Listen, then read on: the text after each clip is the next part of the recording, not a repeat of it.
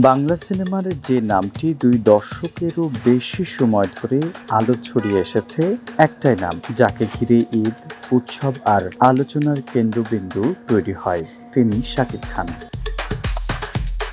ধীরে ধীরে একের পর এক সিনেমায় নিজেকে প্রমাণ করতে থাকেন তিনি, এমনকি তিনি অর্জন করেন জাতীয় চলচ্চিত্র পুরস্কারও। এভাবেই তিনি হয়ে ওঠেন ঢালিউড কিং খান আর কোটি ভক্তের হৃদয়ের নায়ক। ২০২৩ সালে আসে ইতিহাস, রোমান্স ট্র্যাজেডির অনবদ্য উপস্থাপনা প্রিয়তমা। এই সিনেমা শুধু ব্যবসায়িক সাফল্যই নয়, বরং দেশের অন্যতম সর্বোচ্চ আয়কারী চলচ্চিত্র হয়ে যায়।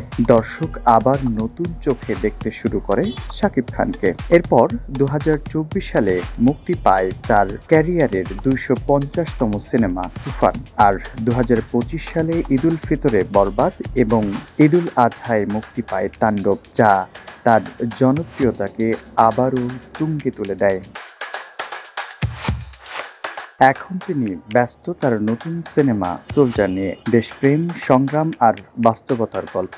এই সিনেমায় শাকিব খানের সাথে আছেন তানজিন তিশা, ঐশী, তারিক আনাম খান, তৌকির আহমেদ সহ আরও অনেকে। নির্মাণ করছেন সাকিব ফাহাদ তার প্রথম সিনেমায় শাকিব খানকে কেন্দ্র করে।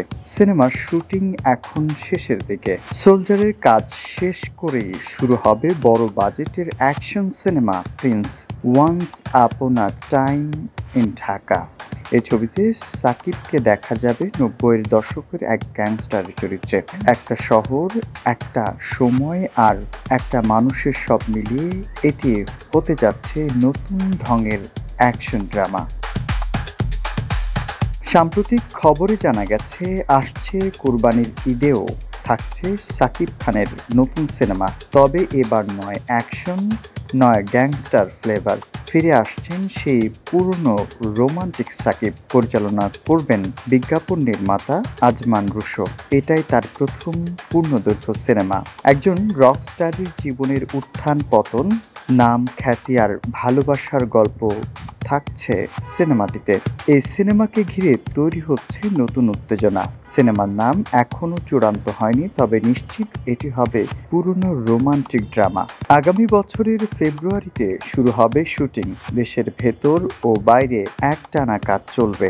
সঠিক সময়ের ঘোষণা আসবে সিনেমার নাম ও কাস্ট।